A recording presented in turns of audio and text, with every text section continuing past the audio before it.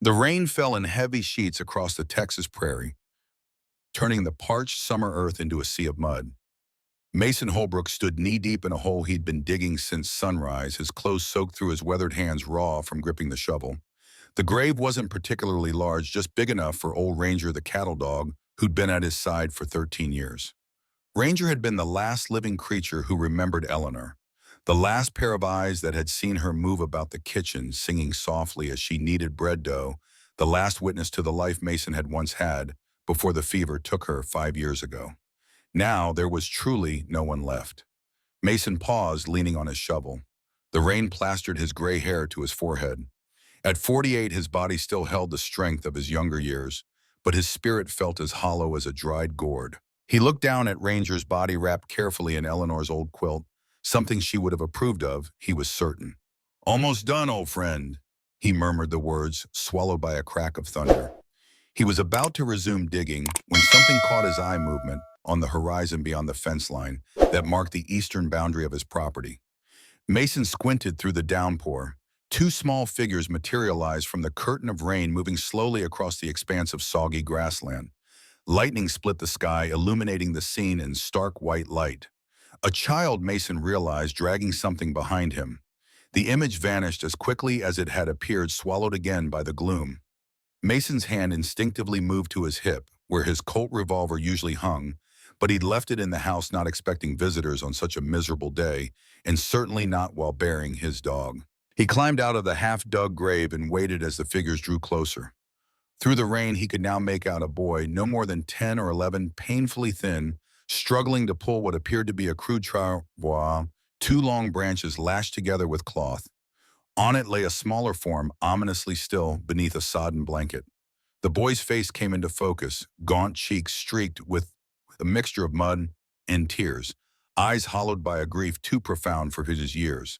When he saw Mason, he stopped swaying slightly on his feet, his small hands still gripping the rope he'd been using to pull his burden. "Are you Dr. Holbrook?"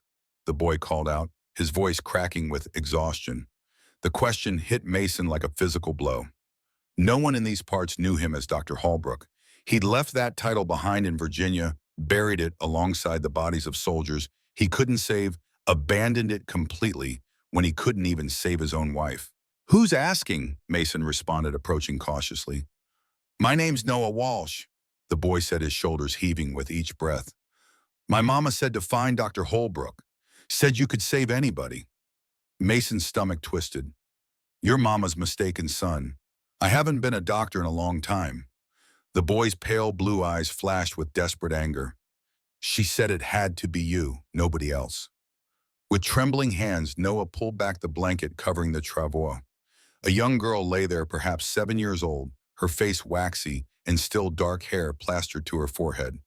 Even from several feet away, Mason could see the telltale bluish tint to her lips. "Please," Noah begged, "can you save my sister?"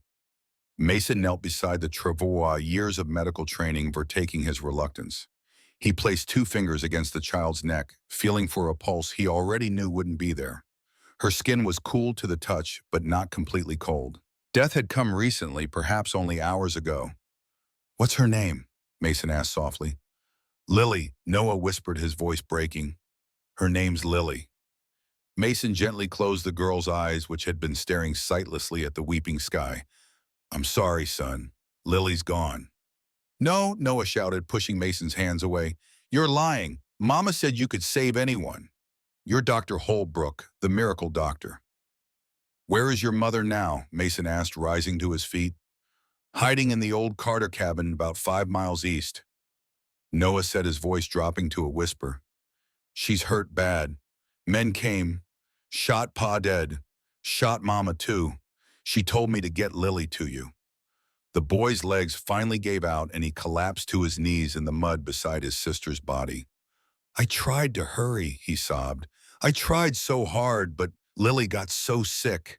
The fever came fast. By morning she wouldn't wake up." Rain streamed down Mason's face, mingling with unwelcome tears. He hadn't cried since Eleanor died, had thought himself beyond such weakness. Yet here it was, breaking through the carefully constructed dam of his isolation. "Noah," he said gently, "who told your mother about me?"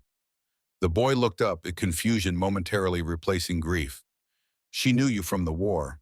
Said she was your nurse in Virginia. He paused, searching Mason's face. Rebecca Walsh, that's my mama's name. The name hit Mason like a physical blow. Rebecca Walsh, but then he realized, of course, she must have married. Her maiden name had been Elizabeth Reed, the young nurse who'd stood by him during the worst days of the war, who'd defended him when everything went wrong. Your mother, Mason said slowly. She's hurt, shot. Noah nodded miserably. In the shoulder. It was bleeding real bad. She wrapped it herself, but this morning she couldn't stand upright. Her eyes looked all glassy like Lily's did before. He couldn't finish the sentence. Mason looked from the boy to the half-dug grave where Ranger lay waiting, then back to the still form of Lily. The rain showed no sign of letting up. Night would be falling soon. We need to see to your sister first, he said, decision made. Then we'll go help your mother. You'll save Mama. Hope flickered in Noah's exhausted eyes. Mason wouldn't make promises he couldn't keep. I'll do what I can. He gently lifted Lily's body from the travois. She weighed almost nothing in his arms, a bird fallen from its nest. Her dark hair reminded him of Eleanor's, the same soft waves. Come with me, he told Noah, carrying Lily toward the house. We'll get you dry, get some food in you, then we'll see to your sister. The boy followed, stumbling in Mason's footsteps, too exhausted to argue. The old farmhouse loomed ahead, its weathered clapboards gray in the rain. A two-story structure with a wide porch that wrapped around three sides, it had once been a place of warmth and promise. Now it stood as a monument to everything Mason had lost. Inside, Mason laid Lily's body on the kitchen table, the same table where he'd failed to save Eleanor. He lit the lamps against the gloom and stoked the fire in the cook stove. The heat began to push back the damp chill of the rain. Sit, he instructed Noah, pointing to a chair by the fire. The boy obeyed mechanically, his eyes never leaving his sister's still form. Mason found a clean towel and began to gently wipe the mud from Lily's face. In death, she looked peaceful, as if merely sleeping. Her features were delicate, nothing like Noah's.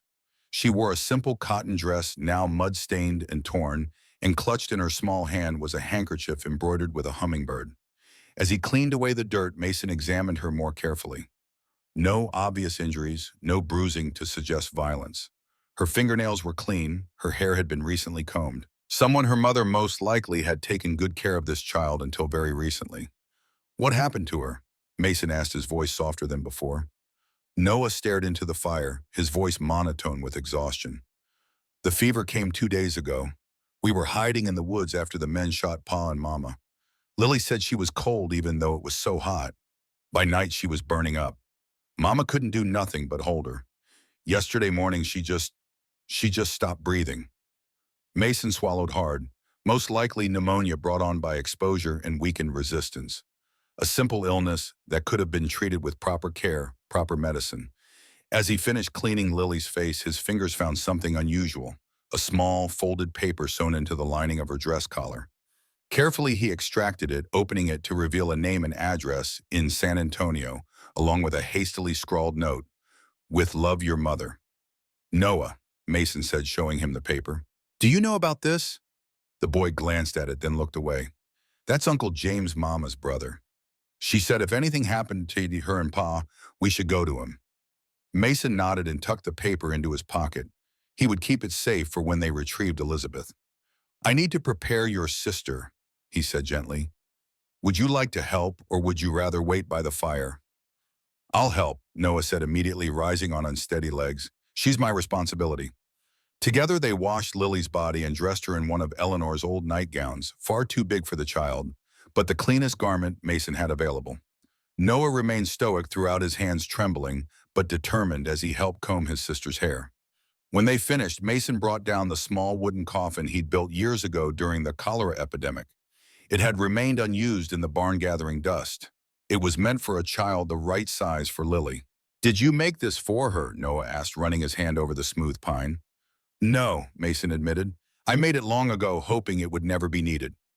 He didn't mention that he'd built it after Eleanor miscarried their only child, a daughter who never drew breath. The rain had eased slightly when they carried the coffin outside. Mason decided to bury Lily beside Ranger's half-finished grave up on the small hill where Eleanor lay. It seemed fitting somehow that they should all be together. The ground was softer now after the rain, and the digging went faster. Noah insisted on helping, his small hands gripping a garden spade, removing what earth he could despite his exhaustion. They worked in silence as the day faded toward evening, the only sounds the scrape of their tools against the soil and the occasional rumble of distant thunder. When the grave was ready, Mason gently lowered Lily's coffin into the earth with ropes. Noah stood beside him, clutching the embroidered handkerchief he'd taken from his sister's hand. "Would you like to say something?" Mason asked. Noah nodded, his face solemn in the fading light. "Goodbye, Lily," he said, his voice barely audible above the patter of rain. "I'm sorry I couldn't save you. I'm sorry about Pa, but I'm going to take care of Mama, I promise." He placed the handkerchief on top of the coffin, then stepped back. "She always liked hummingbirds," he explained. "Said they were brave because they're so small but can fly so far." Mason said a simple prayer over both graves, Lily's and Ranger's. Then they filled them in together, the fresh earth dark against the yellow prairie grass. Noah gathered a handful of wildflowers that had somehow survived both drought and rain, arranging them carefully on his sister's grave. As they walked back to the house, Mason noticed Noah limping slightly, favoring his right side. "Are you hurt?" he asked. "It's nothing," the boy said quickly. Too quickly. Before Noah could protest, Mason knelt and lifted the boy's sodden shirt. A crude bandage, now filthy with mud and blood, was wrapped around his torso. Mason carefully peeled it back to reveal an angry red wound just below Noah's ribs, a bullet grazed, partially healed, but showing signs of infection. "You were shot too," Mason said, not a question, but a statement. Noah looked away. "One of the men grabbed me. Pa tried to stop him. That's when they shot Pa. I got away, but—" He trailed off, the memory too painful to voice. "Why didn't you tell me?" Mason asked, anger and concern battling in his voice. "Lily needed help more," Noah said simply. "And then Mama."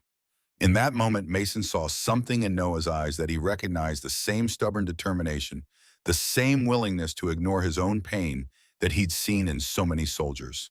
In himself. "Let's get inside," he said gruffly. "I need to clean that wound." Back in the house, Mason heated water and retrieved his medical bag from the back of the closet where it had sat untouched for 5 years. The leather was cracked, the brass clasp tarnished, but the instruments inside were still in good condition, preserved in oil as Eleanor had insisted. "Your mother," Mason said as he cleaned Noah's wound. "How bad was her injury?" Noah winced as Mason applied carbolic acid to the inflamed skin. "The bullet went through her shoulder. She said it didn't hit anything important, but it wouldn't stop bleeding at first. Yesterday she was real hot like Lily and her eyes looked funny. Infection, then possibly septicemia." Mason's jaw tightened. If Elizabeth had been shot more than 2 days ago and was already feverish, there might not be much he could do. "How many men attacked you?" he asked, wrapping a clean bandage around Noah's torso. "5. Noah said, "Led by a man named Maxwell Fletcher. He wanted our land, said there was gold on it." Mason's hand stilled. "Maxwell Fletcher." Noah nodded. "You know him?" Mason resumed his work, tying off the bandage. "The name sounds familiar." That was a lie. He knew exactly who Maxwell Fletcher was, a ghost from his past he had hoped never to encounter again. When he finished tending to Noah's wound, Mason fed the boy a simple meal of beans and cornbread. Noah ate ravenously at first, then more slowly as exhaustion overtook hunger. By the time he'd emptied his plate, he was fighting to keep his eyes open. "Rest," Mason told him, guiding him to the small bedroom that had once been meant for the child he and Eleanor never had. "We'll leave at first light to find your mother." "Promise," Noah mumbled, already half asleep. "I promise," Mason said, though he knew better than to make promises in matters of life and death. After Noah fell asleep, Mason returned to his medical bag, taking inventory of what remained. Laudanum, quinine, carbolic acid, catgut for sutures, basic surgical instruments. Not much, but perhaps enough. He added bandages, clean cloths, and a flask of whiskey for sterilization and for courage. Outside, the rain had finally stopped, leaving behind a world washed clean. The night air was heavy with the scent of wet earth and sage. Mason stepped onto the porch, his eyes drawn to the 2 fresh graves on the hillside just visible in the moonlight that now broke through scattered clouds. "Eleanor," he whispered into the night, "what am I supposed to do? I couldn't save you. What makes anyone think I can save Elizabeth?" Only the chirp of crickets answered him.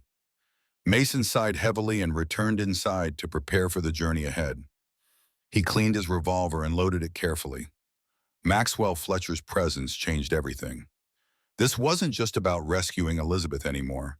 It was about confronting a past he'd tried desperately to forget. Sleep eluded him that night.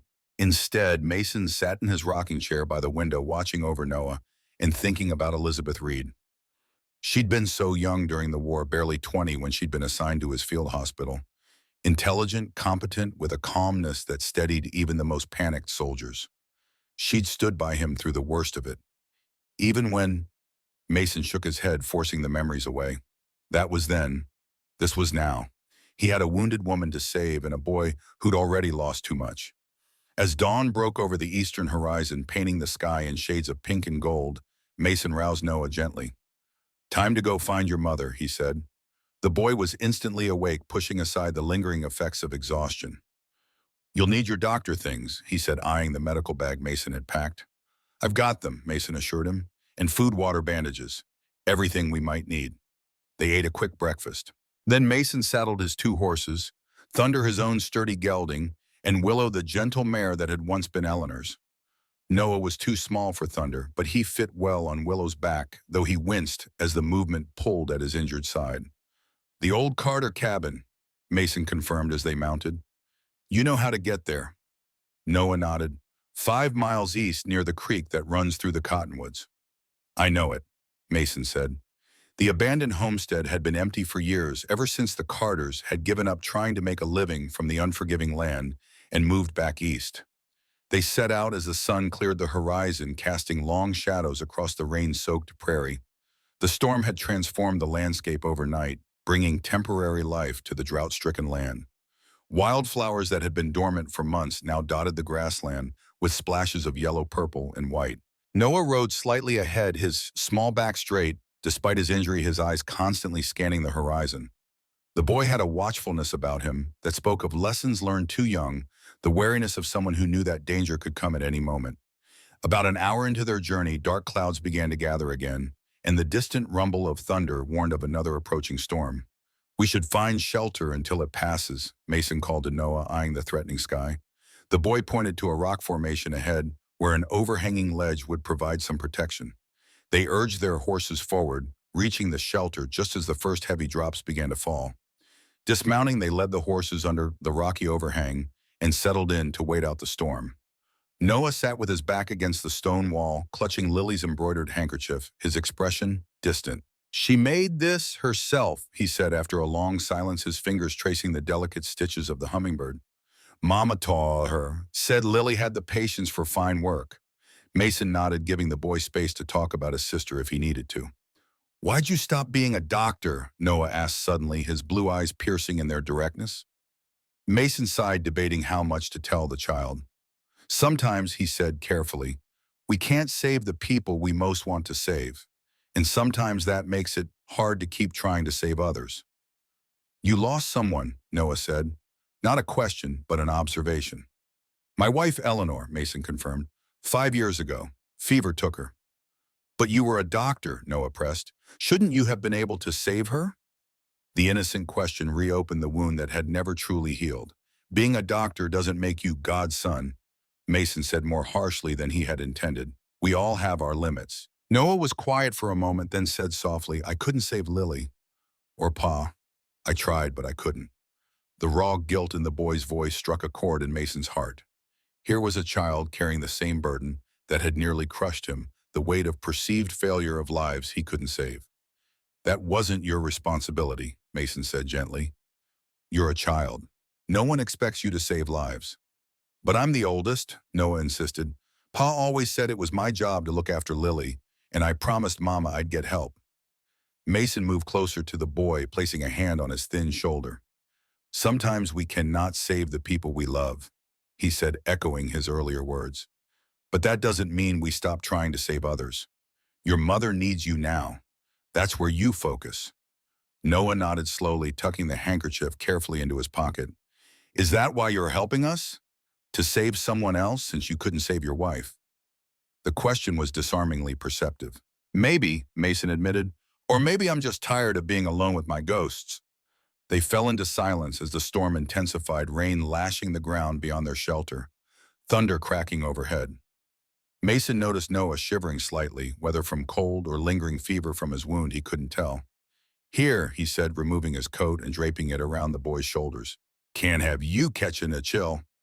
"I'm not cold," Noah protested, but he pulled the coat tighter around himself nonetheless.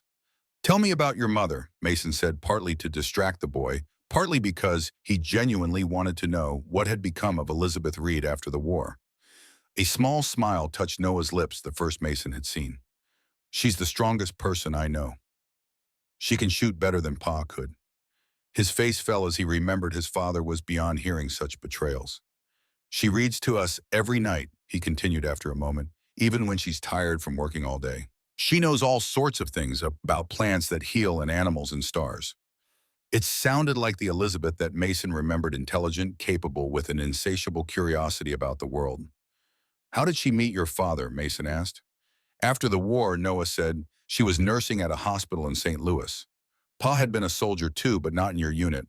His leg was all shot up. She helped him walk again, and they got married when he healed." The story had a familiar ring to it.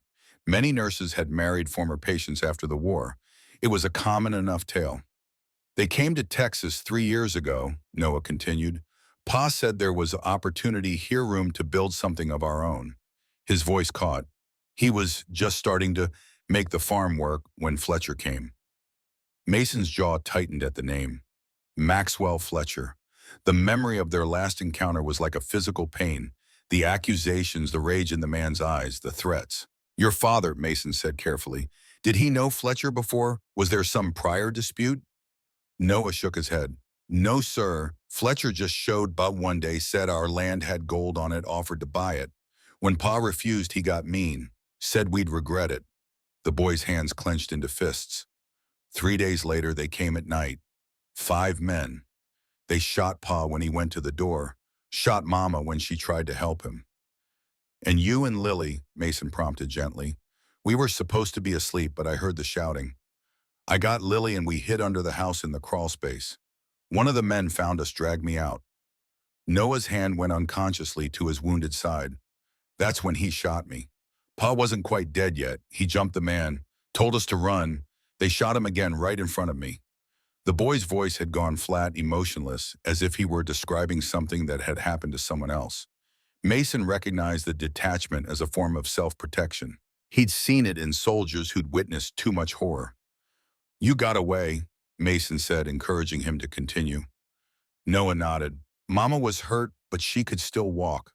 We ran into the woods behind our place, hid there for a day until we were sure they were gone. Mama knew about the old Carter cabin. Said we'd be safe there for a while." The rain began to ease, the thunder moving off to the east. Mason checked the sky, judging they had perhaps an hour before the next wave of storms arrived. "We should keep moving," he said, standing and stretching his stiff legs. "Your mother's waited long enough." They mounted up and continued eastward, the ground muddy beneath their horses' hooves. The landscape changed gradually as they rode the open prairie, giving way to scattered stands of cottonwood and mesquite. Birds called from the trees, and twice they startled deer from thickets of brush. By midday, they reached the creek Noah had mentioned, swollen now with rainwater, rushing over its banks in some places. They followed it downstream, the horses picking their way carefully along the slippery bank. "There," Noah said suddenly, pointing ahead to a small clearing where a dilapidated cabin stood, its roof partially collapsed, the windows dark, empty sockets. Mason reined in thunder, studying the cabin and the surrounding area. Something didn't feel right. There was no smoke from the chimney, no sign of recent activity around the building. "Wait here," he told Noah, drawing his revolver. "Let me check first." "But Mama," Noah began to protest. "If there's trouble, you ride back to my place." Mason cut him off. "Understand? Don't try to help. Just ride." Reluctantly, Noah nodded. Mason approached the cabin, cautiously alert for any movement or sound. The door hung askew on broken hinges, revealing a gloomy interior. He paused at the threshold, letting his eyes adjust to the dim light. "Elizabeth," he called softly. "Elizabeth Reed."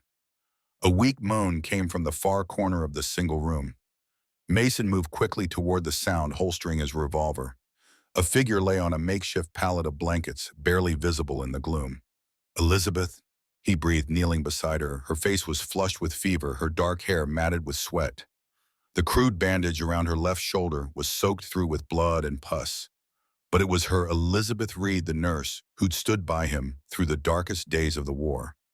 Her eyes fluttered open at the sound of his voice, unfocused at first, then widening in recognition. "Mason," she whispered, her voice cracked and dry. "You came." "Noah found me," he said, gently lifting the edge of her bandage to examine the wound beneath. It was badly infected, the skin around it angry and swollen. "I'm going to help you, but we need to move you. This place isn't safe." "Lily," Elizabeth murmured, trying to sit up. "Where's Lily?"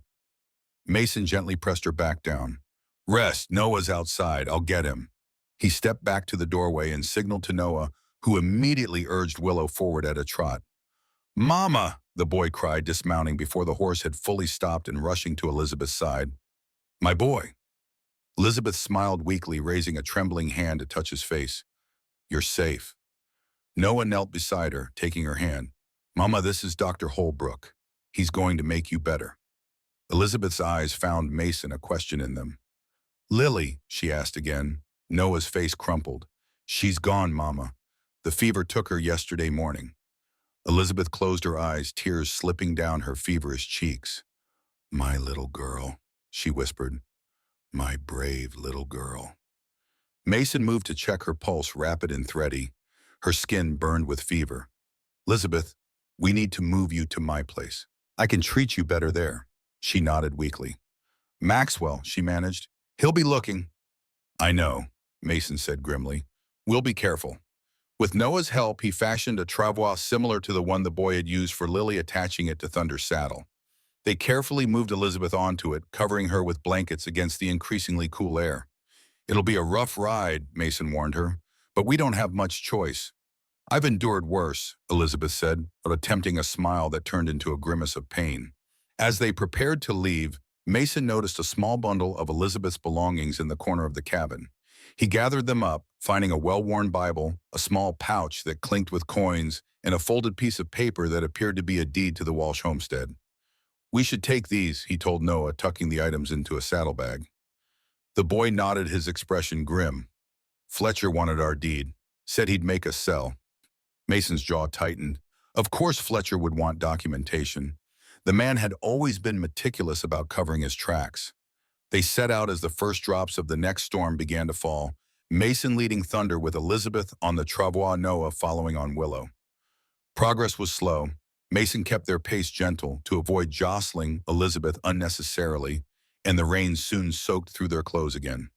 Halfway back to the ranch, Elizabeth began to mumble incoherently, her fever spiking dangerously high. Mason called a halt beneath a stand of trees that offered minimal shelter and knelt beside her, administering a dose of quinine from his medical bag. "Is she dying?" Noah asked, his voice small and frightened. Mason looked at she, seeing the terror in his eyes. He had already lost his father and sister. The thought of losing his mother, too, was more than any child should have to bear. "Not if I can help it," Mason said with more confidence than he felt. "Your mother is strong, she's fighting." In her delirium, Elizabeth clutched at Mason's arm, her eyes opening but not truly seeing. "Maxwell," she rasped, "not your fault. They switched the medicine. He knows." Mason froze, the words hitting him like physical blows. "Elizabeth," he said urgently, "what about the medicine? What does Maxwell know?" But she had slipped back into unconsciousness, her breathing shallow and rapid. "What was she talking about?" Noah asked, confusion written across his face. "Fever dreams," Mason said dismissively, though his mind was racing. "We need to keep moving. Storm's getting worse." They continued through the driving rain, the travois sliding in the mud, making the journey even more difficult. By the time the ranch house came into sight, dusk was falling and Elizabeth's condition had deteriorated further. "Get the door," Mason instructed Noah as they approached the house. The boy hurried ahead, pushing open the door and lighting lamps, while Mason carefully lifted Elizabeth from the travois. She felt light in his arms, diminished by fever and blood loss. He carried her into the house, to the same bedroom where Eleanor had died. The irony wasn't lost on him. Another woman he might fail to save in the same bed where his wife had slipped away despite his desperate efforts. "Boil water," he told Noah, laying Elizabeth gently on the bed, "as much as you can, and bring clean towels from the chest in the hallway. While Noah hurried to follow his instructions, Mason opened his medical bag, taking out instruments, carbolic acid catgut for sutures. He'd need to clean the wound thoroughly, drain the infection, possibly debride dead tissue. It had been 5 years since he'd performed any kind of surgery. His hands trembled slightly as he arranged his instruments. "Don't fail this time," he muttered to himself. "Not again." Noah returned with towels and the first pot of boiling water. "What can I do to help?" he asked, his young face set with determination. Mason considered sending the boy away. A child shouldn't have to witness what was to come. But he needed an extra pair of hands, and Noah had already seen more horror than most adults. "I need to clean and treat your mother's wound," he explained. "It will be painful for her even in her current state. I need you to hold her still when I tell you to, and to hand me things when I ask. Can you do that?" Noah nodded solemnly. "Yes, sir." Mason cut away Elizabeth's blood-soaked dress and the bandage beneath, revealing the full extent of the wound. The bullet had indeed passed through her shoulder, entering from the front and exiting through her back, but it had torn muscle and possibly nicked bone in its passage. The wound was grossly infected with purulent drainage and surrounding tissues an angry red. "Hold her shoulders," Mason instructed Noah, positioning the boy at the head of the bed. "I'm going to clean this and it will hurt. She might thrash." Noah placed his small hands on his mother's shoulders, his face pale but resolute. Mason began the grim work of debridement, removing dead tissue and draining the infection. Despite her weakened state, Elizabeth moaned and writhed as he worked her body, reacting to the pain, even as her mind remained locked in a fevered delirium. "It's all right, Mama," Noah soothed, his voice breaking. "Your Holbrook is helping you. You're going to be all right." Mason worked methodically, his earlier tremors forgotten as muscle memory took over. This was what he had been trained to do, what he had done countless times during the war. The familiar rhythm of surgical procedure calmed him, focused him. This at least he knew. As he irrigated the wound with a carbolic solution, Elizabeth's eyes flew open, suddenly lucid. "Mason," she gasped. "I'm here," he assured her, continuing his work. "Lily," she whispered. "Is she really?" "I'm sorry, Elizabeth," he said gently. "She's gone. We buried her yesterday." A sob escaped her lips, quickly turning into a cough that racked her thin frame.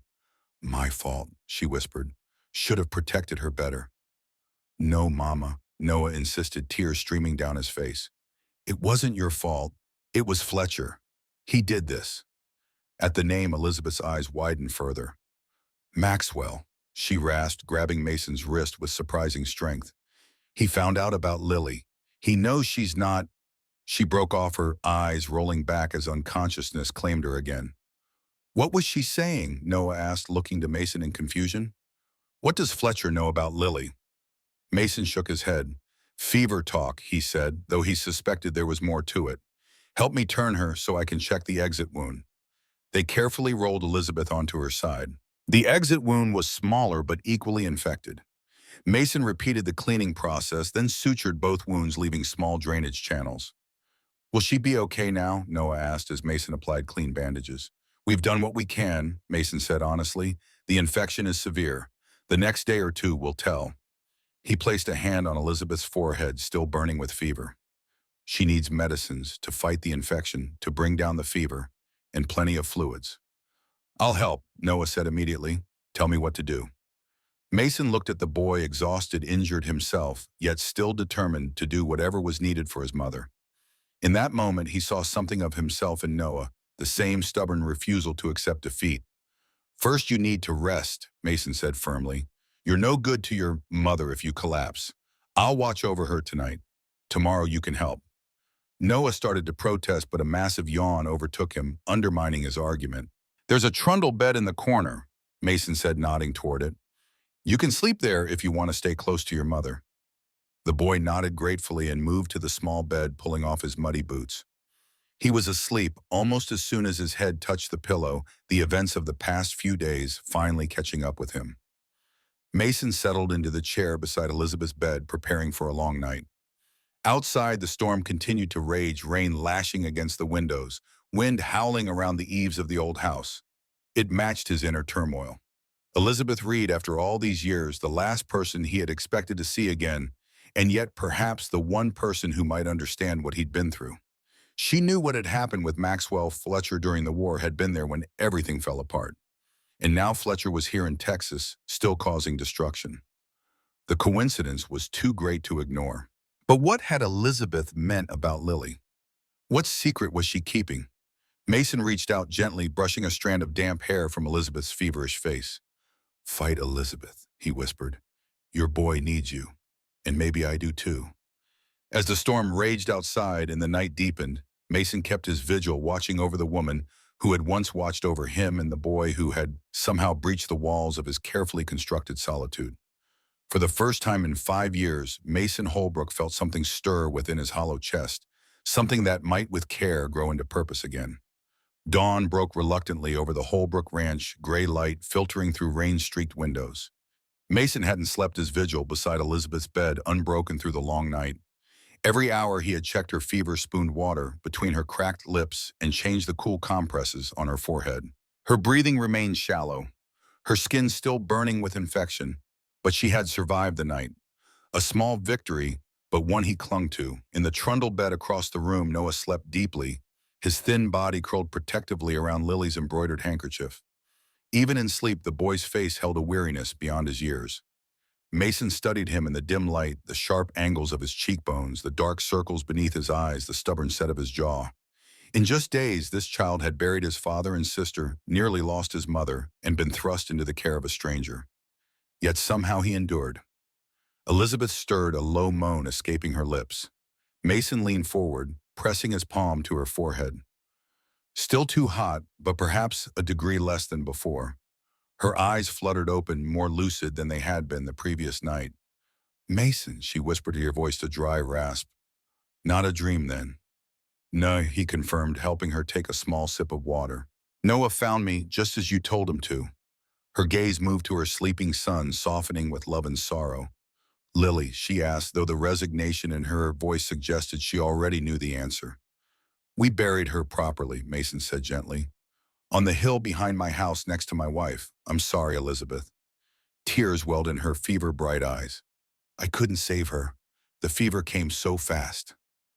"I know," Mason said, taking her hand. It felt fragile in his, the bones too prominent beneath her skin. "You did everything you could." She turned her face away, tears tracking silently down her cheeks. "Not everything. I should have come to you sooner, but I was afraid. Afraid you wouldn't help us after. Mason's jaw tightened. "That was a lifetime ago, Elizabeth." "Was it?" Her eyes found his again, searching. "You're still punishing yourself. I can see it in your face." Before Mason could respond, Noah stirred, sitting up with the immediate alertness of a child accustomed to danger. When he saw his mother awake, he scrambled from the bed, nearly tripping in his haste. "Mama," he cried, rushing to her side. "My brave boy," Elizabeth whispered, raising a trembling hand to touch his face. "You did it. You found Dr. Holbrook." Noah nodded, tears threatening. "Are you going to be all right?" Elizabeth glanced at Mason, a question in her eyes. "Your mother is fighting a serious infection," Mason explained to the boy, "but she's strong, and the wound is clean now. We'll do everything we can." It wasn't a promise of recovery, but Noah seemed to take it as one, his thin shoulders relaxing slightly. "I'm going to make some broth," Mason said, rising from his chair. "Noah, stay with your mother. Call me if anything changes." In the kitchen, Mason stoked the fire in the cook stove and set a pot of water to boil, adding dried beef, onions, and the few herbs he kept on hand. As he worked, his mind turned over Elizabeth's words and the fragments she'd spoken in her delirium the night before. Maxwell Fletcher. The name alone was enough to send a chill through him. Their history went back to the darkest days of the war. Fletcher had been brought to Mason's field hospital with a mangled leg, the result of artillery fire. Mason had tried to save the limb, but gangrene had set in. By the time he'd made the decision to amputate, it was too late. The infection had spread, and though Fletcher survived, he lost his leg and nearly his life. He'd blamed Mason, accused him of deliberate negligence. There had been an inquiry with Elizabeth as the only witness to defend him. In the chaos of war, the matter had eventually been dismissed, but Fletcher had sworn revenge. And now somehow their paths had crossed again in Texas. But what had Elizabeth meant about Lily?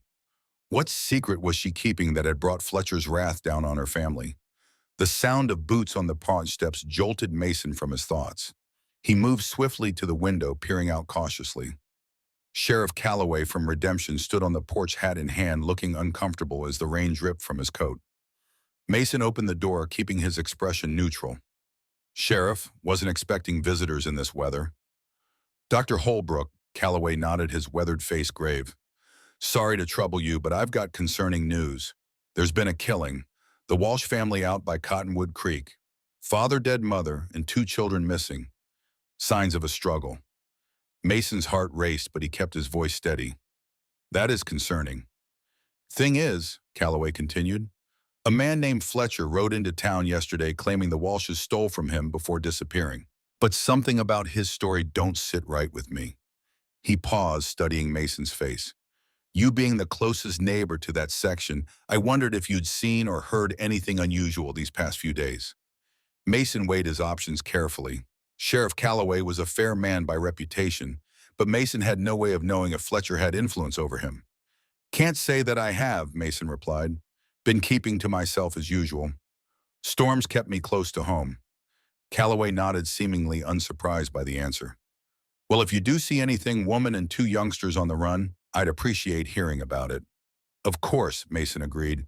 "Any idea what they supposedly stole?" "Fletcher says a deed to a gold claim and some family heirloom, a necklace belonged to his sister. Like I said, story feels off. Made it clear they want the woman and children alive," Calloway added, adjusting his hat. "Unusual for thieves to be shown such mercy."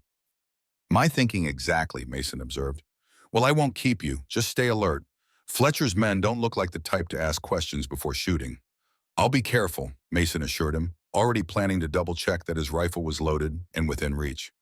After the sheriff rode away, Mason returned to the bedroom, finding Noah sitting vigil beside his mother, who had drifted back to sleep. "Who was that?" the boy asked, tension evident in his posture. "Sheriff Calloway," Mason answered honestly. "Fletcher's in town telling people your family stole from him. He's got men searching the area." Fear flashed across Noah's face. "He'll kill us if he finds us." "I won't let that happen," Mason said firmly. "But we need to understand what he's really after." He hesitated, then asked the question that had been nagging at him since the previous night. "Noah, is there something I should know about Lily? Something different?" The boy's eyes widened, then darted to his sleeping mother. "What do you mean?" "Last night your mother said something about Fletcher knowing something about Lily, that she wasn't—" Mason trailed off, unsure how to phrase his suspicion. Noah's face closed off his expression, becoming guarded. "I don't know what you're talking about." He was lying. Mason could see it in the way the boy avoided his gaze and the sudden stiffness of his shoulders. But before he could press further, a soft voice interrupted. Lily wasn't Noah's biological sister. Elizabeth had awakened, her eyes clearer than before despite the fever still evident in her flushed cheeks. "Mama, you said we weren't supposed to tell anyone," Noah protested. "Mason needs to know," Elizabeth said weakly. "If he's going to protect us, he needs to understand why Maxwell wants us so badly." Mason pulled his chair closer to the bed. "Tell me." Elizabeth closed her eyes briefly, gathering strength. Lily was Maxwell's niece, his sister Charlotte's child. Charlotte died in childbirth 8 years ago. Her husband had abandoned her when he learned she was pregnant and she had nowhere to go. Maxwell had taken her in, but only out of obligation. He resented her, blamed her for bringing shame to the family name. "You knew Charlotte?" Mason asked. Elizabeth nodded. "We were childhood friends. After the war, when I was nursing in St. Louis, she wrote to me desperate for help. By the time I reached her, she was already in labor. I couldn't save her, but the baby Lily survived." "And you took her," Mason said, beginning to understand. "I couldn't leave her with Maxwell. He called her a bastard.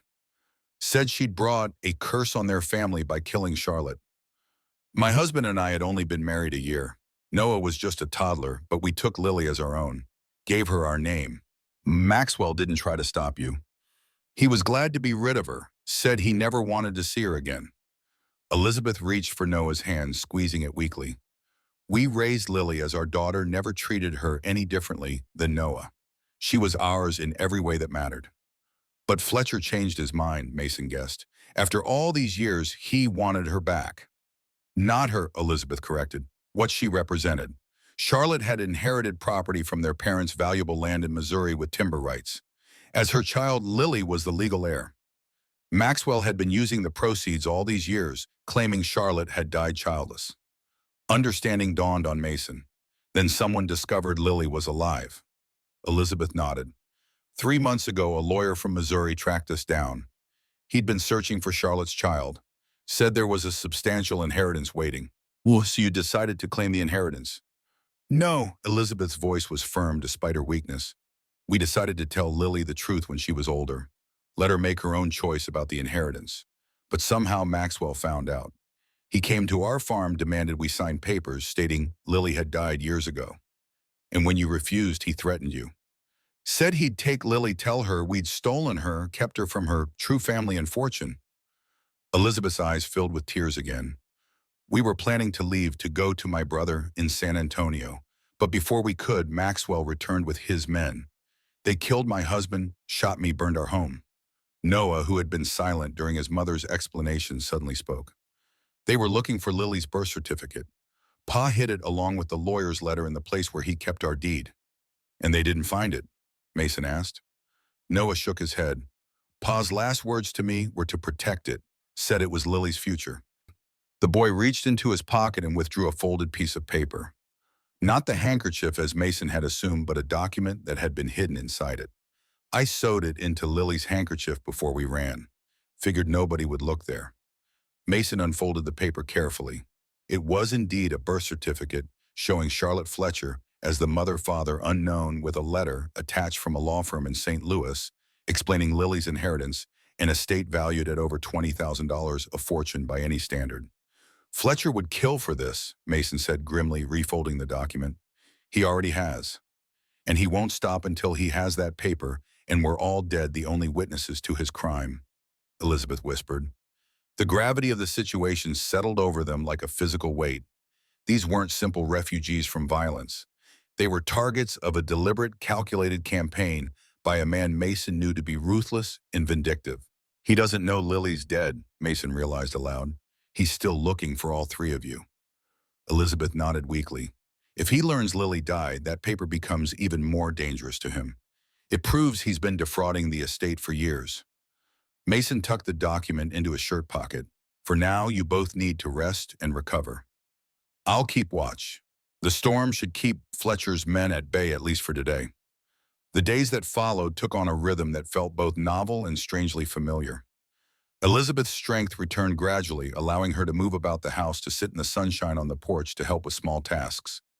Noah threw himself into ranch work with the enthusiasm of a boy who had found a new purpose, learning quickly and asking endless questions. Mason found himself sharing knowledge he hadn't realized he still possessed: medical techniques with Elizabeth, ranching skills with Noah, stories of the world beyond Texas with both of them during evening meals that were no longer silent, solitary affairs.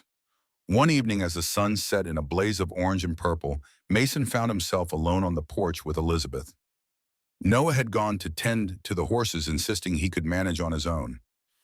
He's becoming quite the little rancher, Elizabeth observed, watching her son cross the yard with confident strides. Thomas would be proud. He's a remarkable boy, Mason agreed. Strong, resilient. They fell into a comfortable silence, watching the colors deepen in the western sky. The air was sweet with the scent of wildflowers, a gentle breeze stirring the tall grass that surrounded the house. I found something yesterday, Mason said after a while. Eleanor's journal. I'd forgotten she kept one. But Elizabeth turned to him, curiosity in her eyes. Have you read it? Mason nodded, his throat suddenly tight. She wrote about the child we lost, a daughter stillborn in our 3rd year of marriage, and about her hopes that I would find my way back to life after she was gone. He drew a small leather-bound book from his pocket. She knew she was dying toward the end. She tried to tell me, but I wouldn't listen. I was too busy trying to save her. May I? Elizabeth asked softly, extending her hand. Mason hesitated, then placed the journal in her palm. Eleanor's private thoughts had been just that, private for so long, but somehow sharing them with Elizabeth felt right. She opened the book carefully, turning to a page marked with a pressed flower, a prairie rose, its delicate pink petals preserved between the leaves. Her eyes moved across the neat, flowing script. Mason believes he can battle death itself, she read aloud, but I know better. What I fear most is not dying, but that he will die with me, not his body, but his heart. He has so much to give, so much love and healing. I pray he finds his way back to the living when I am gone. Elizabeth closed the book, gently returning it to Mason. Tears shimmered in her eyes, reflecting the last light of the setting sun. She sounds like she was a remarkable woman. She was, Mason said simply, much like you. The words escaped before he could consider their implications. Elizabeth's eyes widened slightly, then softened. I'm not Eleanor Mason. I never could be. I know that, he said quietly. I'm not asking you to be. Then what are you asking? Mason looked out at the darkening prairie, gathering his thoughts. I don't know, he admitted finally. I just know that having you and Noah here, it's like waking up after a long sleep. I'd forgotten what it was like to care about someone, to worry about someone other than myself. Elizabeth was silent for a long moment. When Thomas died, she said at last, I thought I'd never feel whole again. He was a good man, a good father. What we had was real and true. She turned to face Mason fully. But he's gone, and somehow life continues. Somehow the heart keeps beating, keeps finding ways to heal. Their eyes met a current of understanding passing between them, the shared experience of loss, of survival, of the tentative, fragile hope of new beginnings. The moment was broken by Noah's return, his face alight with excitement over something he'd discovered in the barn, a nest of barn kittens hidden in the hay. As he chattered about the tiny creatures, Mason caught Elizabeth's eye over the boy's head. She smiled a small, private smile that warmed something long cold within his chest. The next morning, Mason woke to the sound of hammering. He rose quickly, pulling on his clothes and hurrying outside, half expecting to find trouble.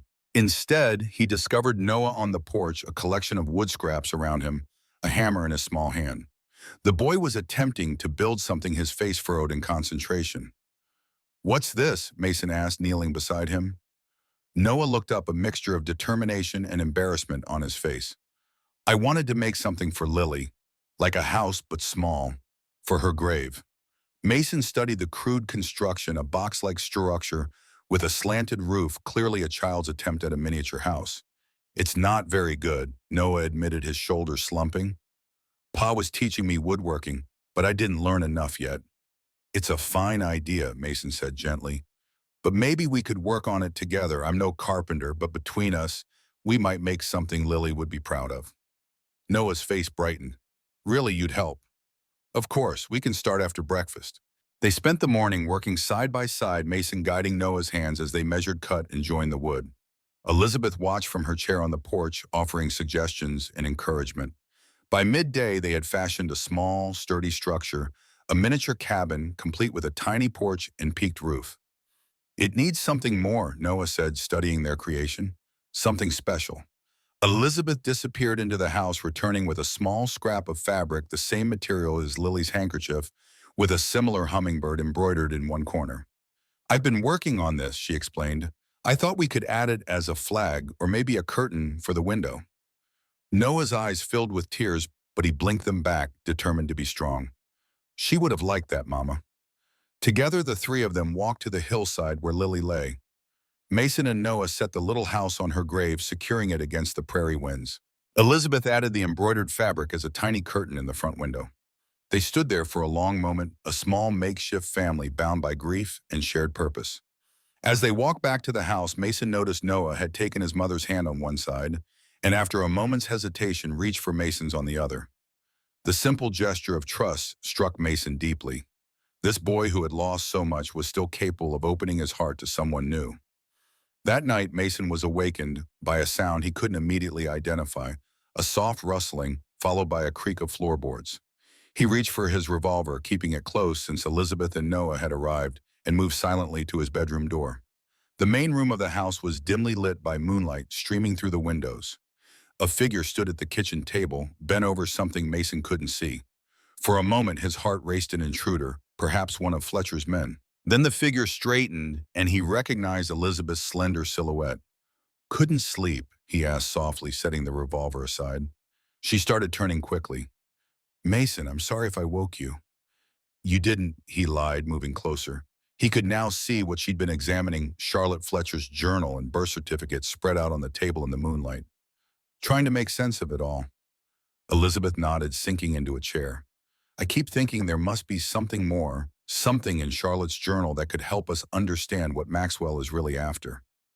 Mason pulled out another chair, sitting beside her. May I? He asked, gesturing to the journal. Elizabeth pushed it toward him. I've read it dozens of times, but maybe you'll see something I've missed. The journal was small-bound in faded red leather, the pages filled with Charlotte Fletcher's delicate handwriting.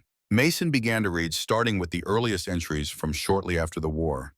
Charlotte wrote of her life in St. Louis, of her controlling brother Maxwell, of her loneliness and her dreams of escape. As he turned the pages, the narrative darkened. Charlotte described increasingly disturbing behavior from her brother, possessiveness, jealousy, rage when she showed interest in any man. Then came entries about a secret relationship, the joy of first love, the terror of discovery.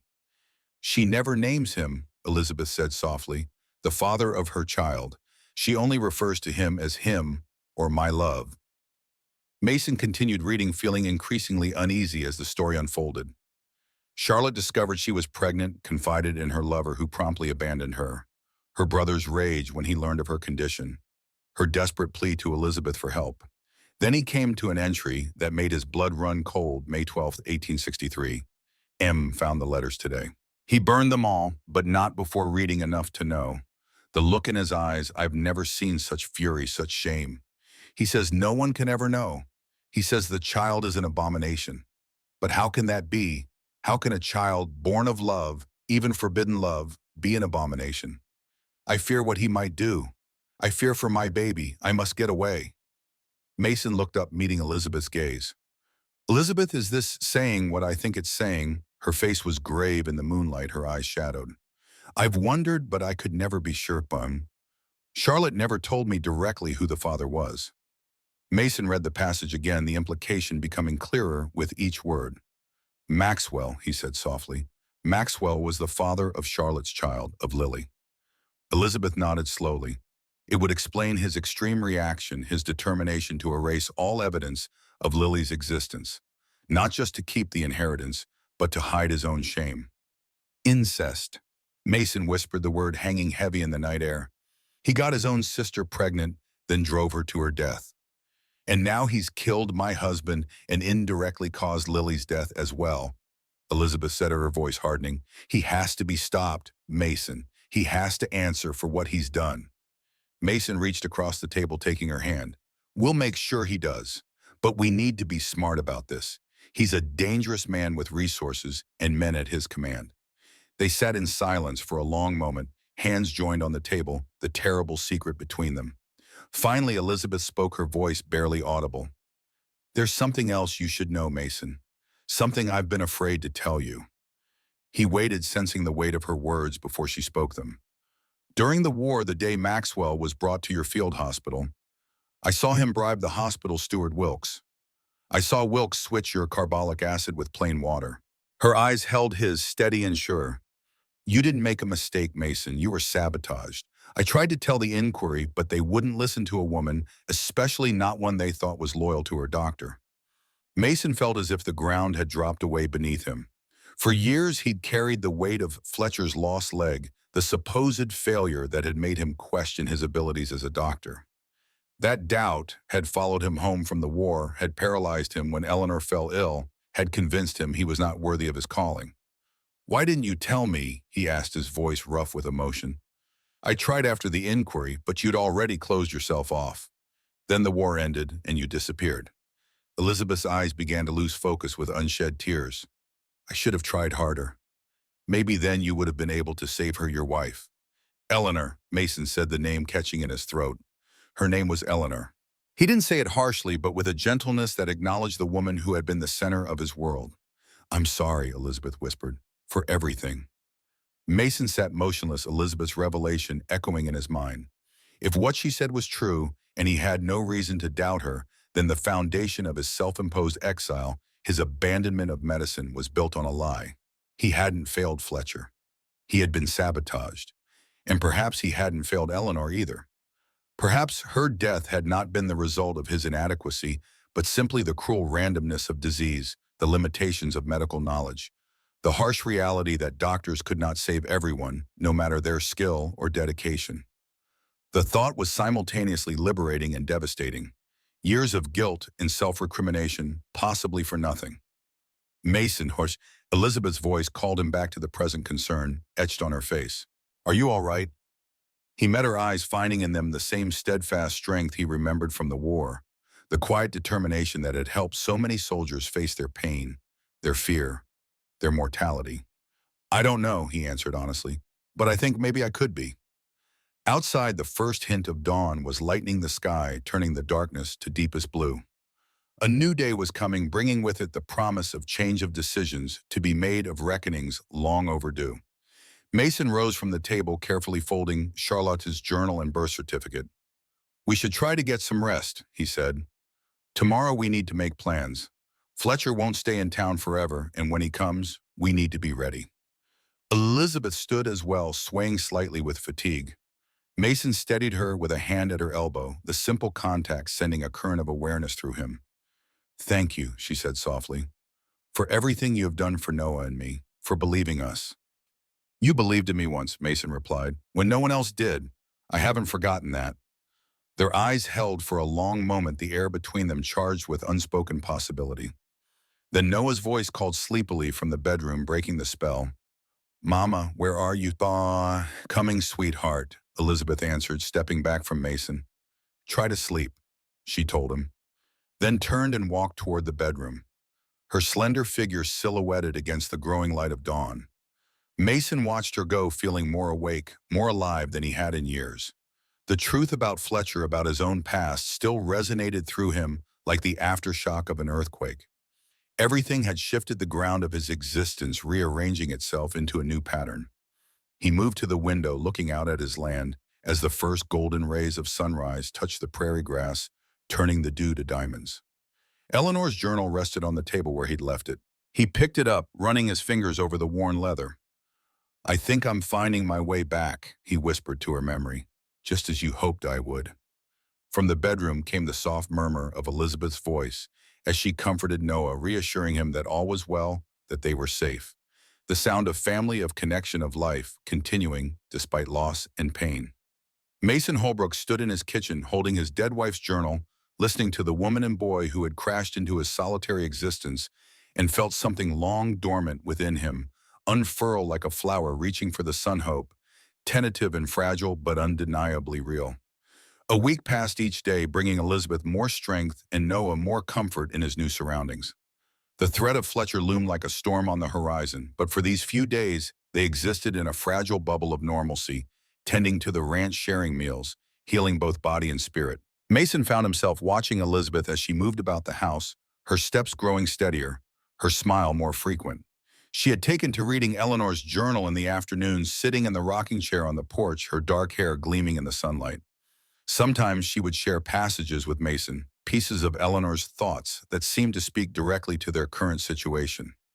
She writes about the wildflowers, Elizabeth told him one evening as they sat side by side watching the sunset paint the western sky in shades of gold and crimson.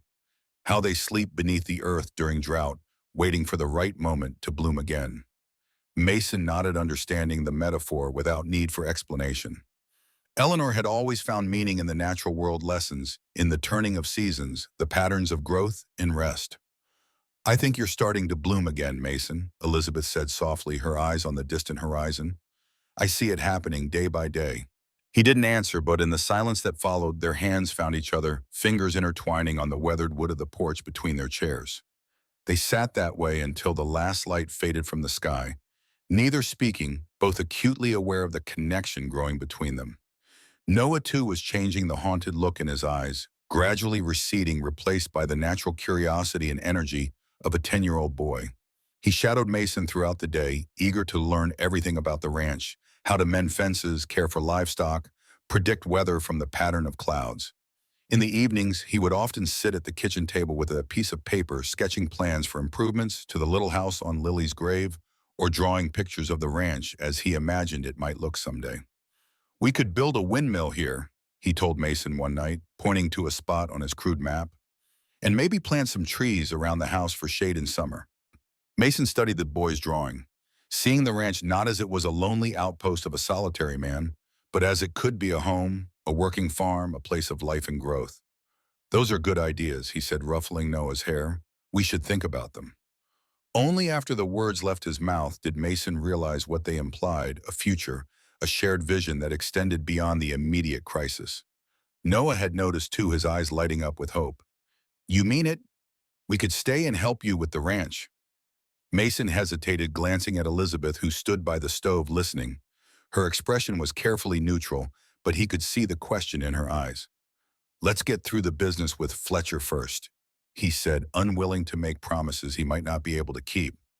Then we'll talk about what comes next. Noah's face fell slightly, but he nodded, turning back to his drawing with the resilience of youth. Elizabeth's eyes lingered on Mason a moment longer. Then she too returned to her task, the silence between them heavy with unspoken possibilities. Later that night, Mason sat alone on the porch, cleaning his rifle in the silver light of a three-quarter moon. The night was still, the only sounds the occasional call of a nighthawk and the soft rustle of prairie grass in the gentle breeze. He worked methodically, his hands moving through the familiar routine of maintenance, while his mind circled restlessly around the situation with Fletcher. The man would come eventually. Mason had no illusions about that. Fletcher's pride and greed, combined with his long-standing grudge, made confrontation inevitable. The only questions were when and how. The creak of the door interrupted his thoughts. Elizabeth stepped onto the porch, wrapped in a shawl against the night chill. Noah's finally asleep, she said, settling into the chair beside him. He was so excited about his plans for the ranch, I thought he'd never calm down. Mason smiled slightly, continuing to clean his rifle. He's a boy who needs a project, something to focus on besides what he's lost. He admires you, Elizabeth said, watches everything you do, trying to learn. He's a good boy, quick to learn, eager to help. Mason reassembled the rifle with practiced movements. You've raised him well, you and Thomas. Elizabeth was quiet for a moment, her eyes on the gleaming barrel of the weapon. Are you expecting trouble? She asked finally. Just being prepared, Mason replied, though they both knew it was more than that. Fletcher won't stay in town forever. When he comes, I want to be ready. We should leave, Elizabeth said suddenly. Noah and I, we're putting you in danger by staying here. Mason set the rifle aside, turning to face her fully. And go where Fletcher has men searching the countryside. The roads aren't safe. My brother in San Antonio. It's 100 miles to San Antonio. You're still recovering and Noah's just a boy. You wouldn't make it halfway before Fletcher's men caught up with you. Elizabeth's hands twisted in her lap, her face taut with worry in the moonlight. I can't let you risk your life for us, Mason. You've already done more than enough. This isn't just about you and Noah anymore, Mason said quietly. Fletcher and I have unfinished business. He's been a shadow over my life for too long. Because he blamed you for his leg. But now you know the truth, it wasn't your fault. You don't have to prove anything. It's not about proving anything. Mason rose, moving to the edge of the porch. He stood with his back to her, looking out at the silver-washed landscape. It's about finishing something that should have been finished years ago. It's about justice for Thomas, for Lily, for Charlotte. He heard Elizabeth rise, felt her presence as she came to stand beside him. Her hand touched his arm, a gentle pressure that somehow anchored him. And for Eleanor, she asked softly. Is it for her too? Mason closed his eyes briefly. Maybe. Maybe it's about proving to myself that I'm not the man I've been these past 5 years, a coward hiding from life, from my calling, from everything that matters. You're not a coward, Mason. You're one of the bravest men I've ever known. Elizabeth's voice was low and tense. I saw you in the war, remember? When everyone else was running away, you stayed.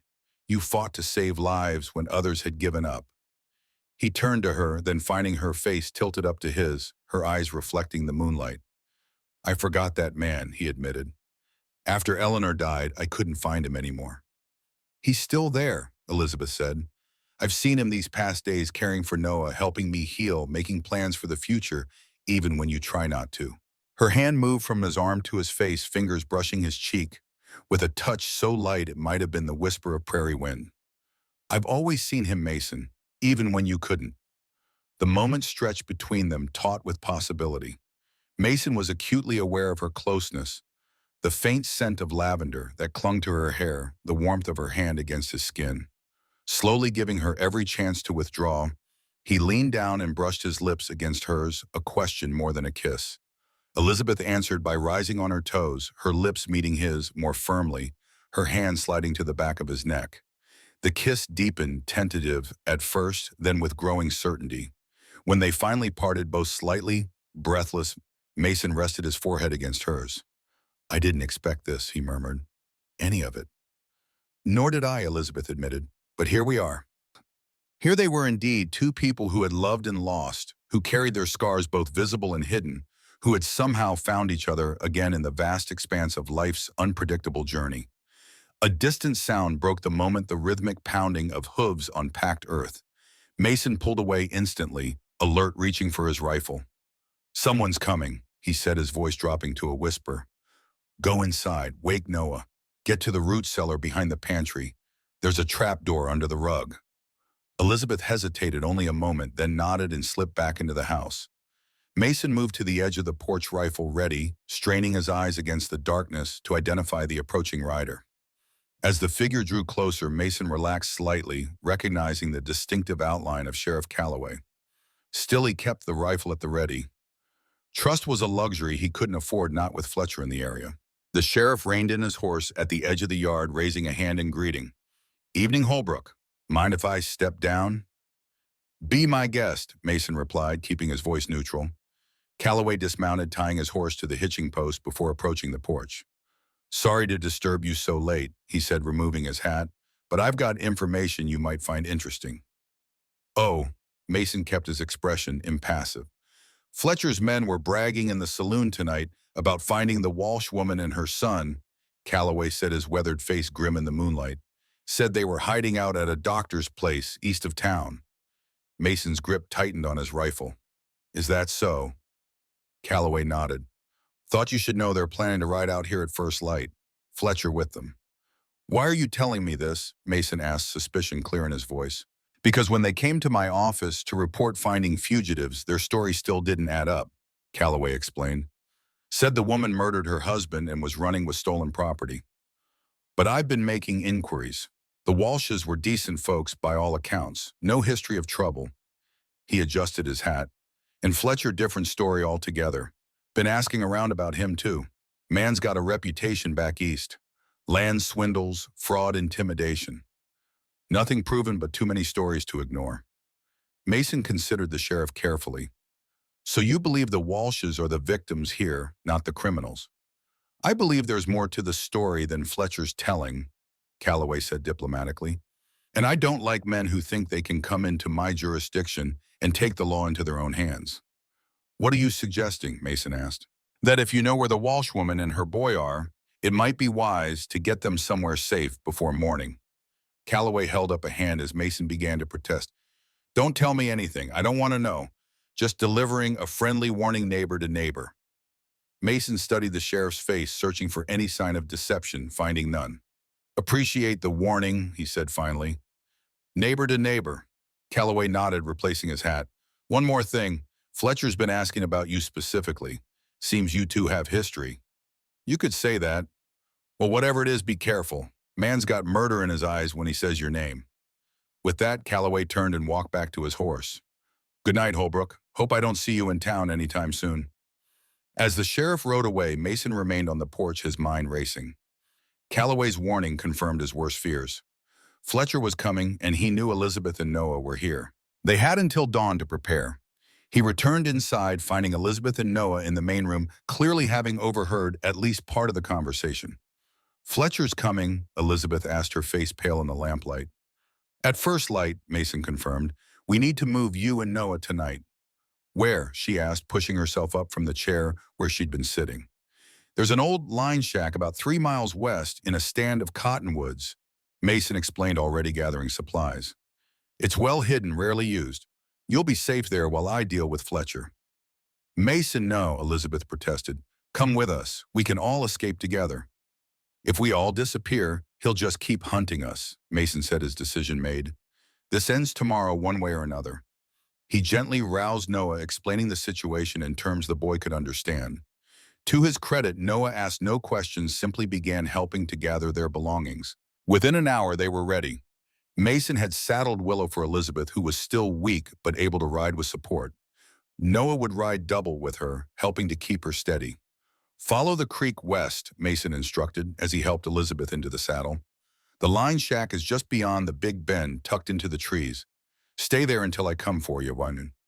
And if you don't come, Elizabeth asked, her face pale in the moonlight. I'll come, Mason promised. But if I'm not there by sunset tomorrow, ride on to redemption. Find Sheriff Calloway. Tell him everything. Noah looked up at Mason, his young face solemn. You're going to kill Fletcher, aren't you? Only if I have to, Mason said honestly. I'm going to try to bring him to justice first. The boy nodded, accepting this answer. Thank you, he said simply, for everything. Mason squeezed his shoulder. You're a brave young man, Noah Walsh. Your father would be proud. He helped Noah up behind Elizabeth, making sure they were both secure. Stay off the main trails, he reminded them. Keep to the creek where you can. It'll hide your tracks. Elizabeth reached down, grasping his hand. Be careful, she said, her voice thick with emotion. I can't lose anyone else. You won't, Mason assured her, though they both knew it was a promise he might not be able to keep. He watched them ride away, two silhouettes gradually swallowed by the darkness. Only when they had disappeared completely did he return to the house to prepare for Fletcher's arrival.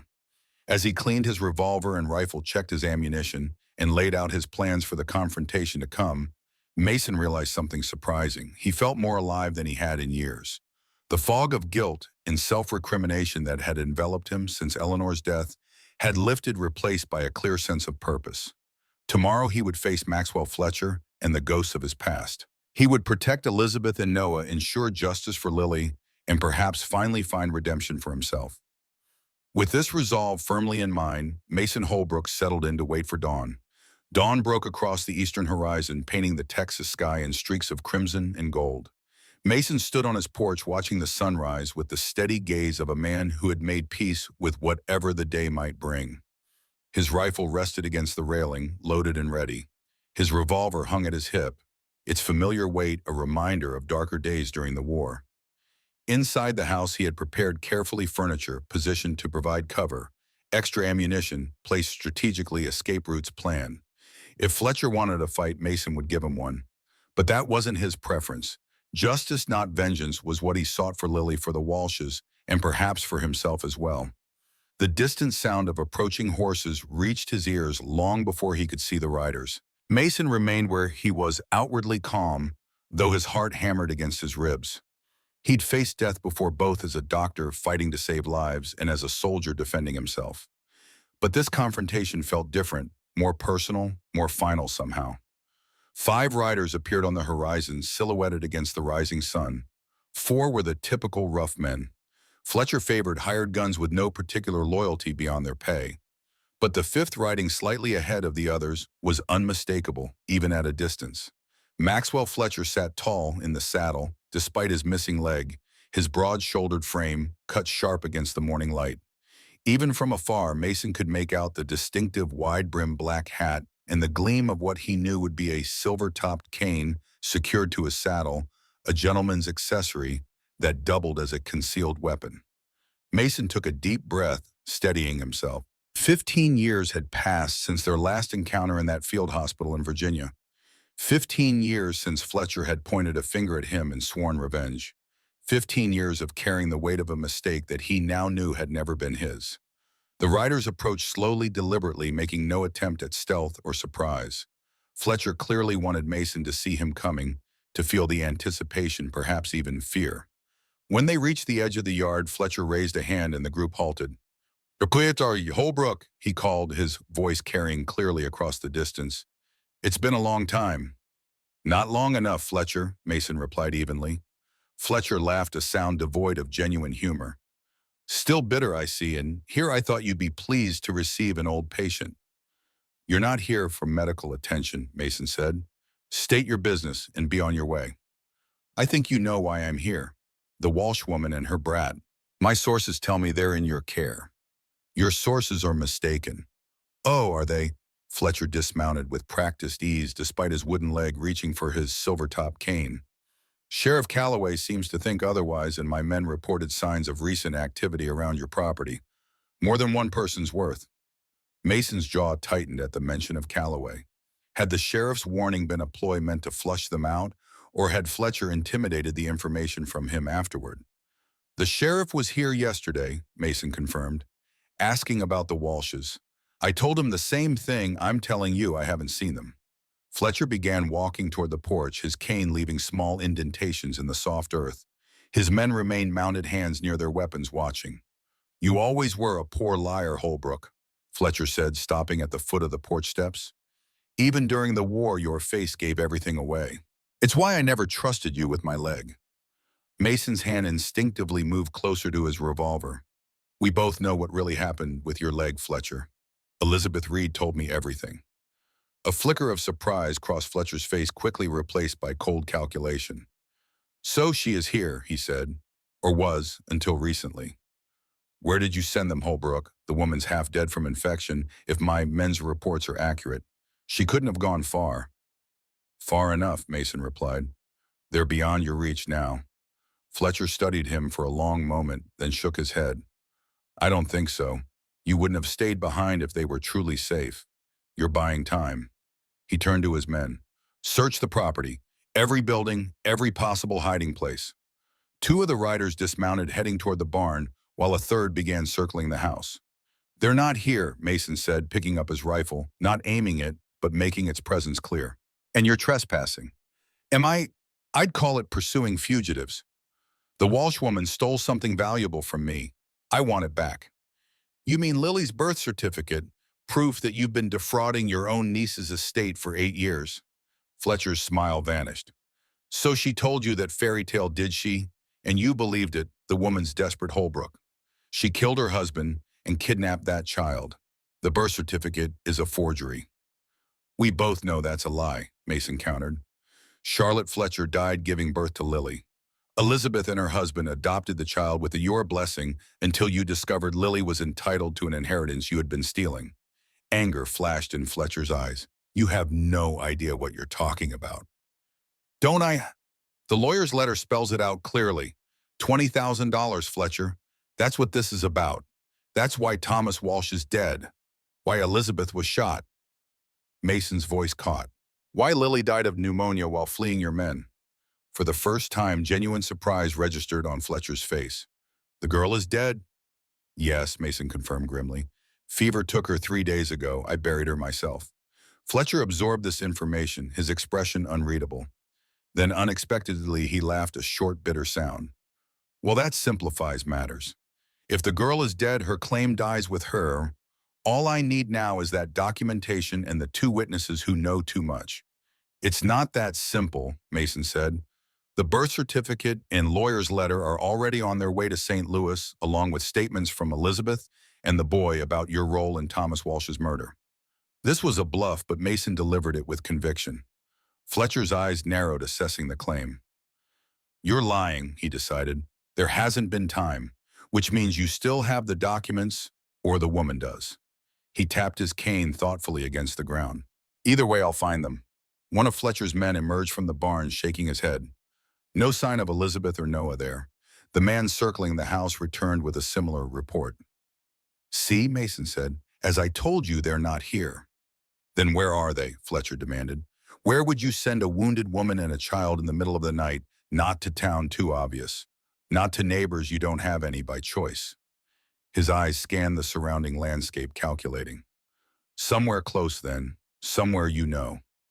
Mason kept his expression neutral, but his mind raced. Fletcher was too shrewd, too familiar with the logic of pursuit. If he started searching systematically, he might eventually find the line shack. Give it up, Fletcher, Mason advised. Even if you find them, it's too late. Too many people know what you've done. Sheriff Calloway is already suspicious. The lawyer in St. Louis is expecting communication. You can't silence everyone. Can I? Fletcher's smile returned cold and confident. You'd be surprised what money can accomplish, Holbrook, especially out here where law is flexible. Not this time, Mason said firmly. This ends today. You can ride away, leave the Walshes alone, or you can face the consequences of your actions. Fletcher laughed again. You always did have an inflated sense of your own righteousness. Even after you butchered my leg, you believed you were blameless. We both know what really happened, Mason repeated. Elizabeth saw your hospital steward switch my medicines. Your gangrene was already too advanced by the time you came to me, but you needed someone to blame, someone to hate. So you bribed the steward, made sure the treatment would fail, then accused me of negligence. The accusation hung in the air between them. Fletcher's men exchanged uncertain glances, clearly not privy to this history. An interesting theory, Fletcher said finally, but unprovable. The steward died at Cold Harbor, if you recall, and Nurse Reed's testimony was dismissed as the hysterics of a woman too attached to her doctor. He leaned forward, his voice hardening. The fact remains, Holbrook, you took my leg, and now I'm going to take everything from you, just as I promised. He gestured to his men. Burn it, he ordered. Burn it all. The house, the barn, every structure. And when Holbrook tries to flee, shoot him. The men hesitated, looking at each other uncertainly. One of them, a scarred man who appeared to be the leader, spoke up. Mr. Fletcher, we came to find the woman in the papers. Burning a man's home, shooting him in cold blood, that's hanging offense. Are you questioning me, Davies? Fletcher's voice was dangerously soft. The scarred man, Davies, stood his ground. I'm saying this isn't what we agreed to. Finding fugitives is one thing. Murder and arson is another. Fletcher's face darkened with fury. In one swift motion, he drew a small derringer from his coat pocket and fired. Davies crumpled to the ground, a bloom of red spreading across his chest. The remaining men froze, shock evident on their faces. Even Mason, who had been prepared for violence, was taken aback by the coldness of the execution. Anyone else have concerns? Fletcher asked calmly, as if he'd merely swatted a fly. The men shook their heads, eyes wide with fear. Good, Fletcher said. Now, as I ordered, burn everything. Kill Holbrook. Then we'll find the woman and boy. As the men moved to obey, reaching for the oil lamps hanging from their saddles, Mason made his decision. Raising his rifle in one fluid motion, he fired a warning shot over their heads. Next one won't miss, he promised, chambering another round. Get on your horses and ride away. This isn't your fight. The men hesitated, looking between Mason's rifle and Fletcher's furious face. The calculation was clear in their expressions, one man with a rifle against three of them, but that one man had the high ground and cover of the porch, and their employer had just demonstrated how he treated men who failed him. $20 extra for each of you, Fletcher snapped, plus 10% of whatever we recover from the Walsh estate. Now do as I say. Greed overcame fear. The men drew their weapons, spreading out to make harder targets. One darted toward the barn, while another took cover behind the water trough. The third began circling toward the side of the house. Mason cursed under his breath. He'd hoped to avoid bloodshed to find a peaceful resolution, but Fletcher had made that impossible.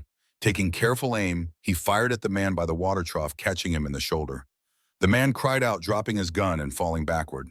A bullet splintered the wood of the porch railing near Mason's head, the man who had circled to the side of the house, firing from the corner. Mason ducked, rolling to better cover behind a sturdy porch column.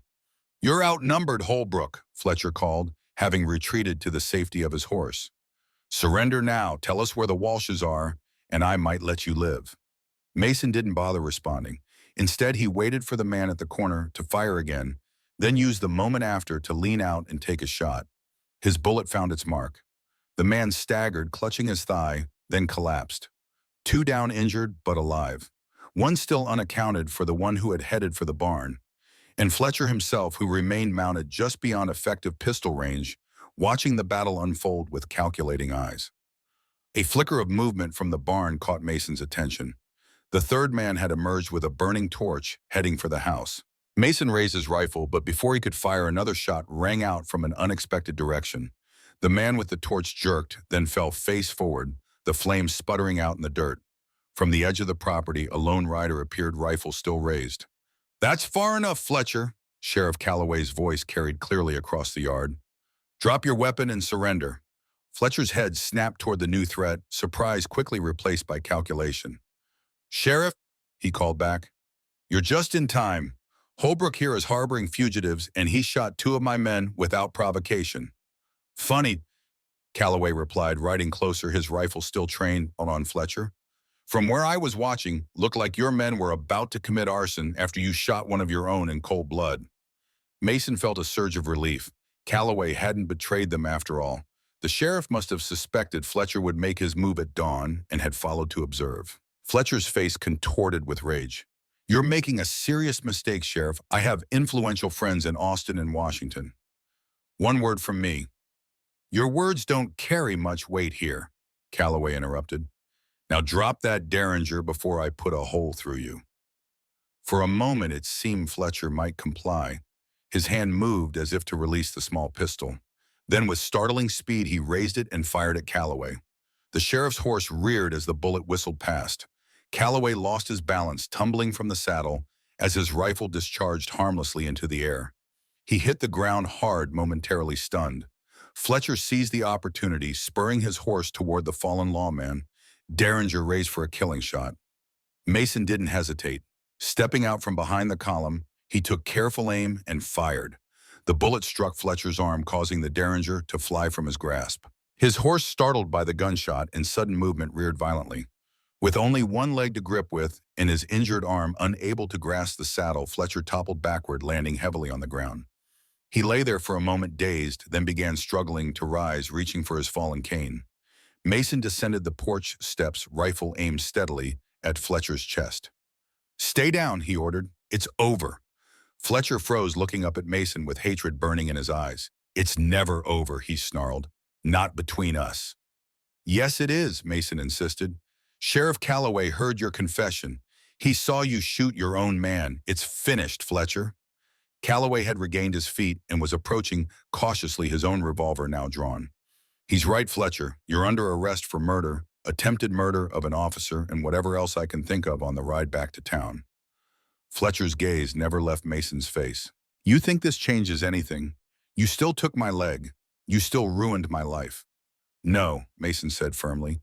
You ruined your own life with your greed, your cruelty, your need for someone to blame. I tried to save your leg, but you made sure I would fail. And when that wasn't enough, you murdered an innocent man and tried to kill his family, including your own niece, your own daughter. Something flickered in Fletcher's eyes, not remorse exactly, but perhaps the first glimmer of recognition that his carefully constructed justifications were crumbling. Lily was Charlotte's daughter he said, his voice oddly hollow. She looked just like her. Yes, she did, Mason confirmed. And now she's gone along with any chance you had to make things right. Sheriff Calloway had reached them, keeping his revolver trained on Fletcher while scanning the yard for any further threats. The two wounded men were still down, moaning, but alive. Davies lay motionless where he had fallen, clearly dead from Fletcher's bullet.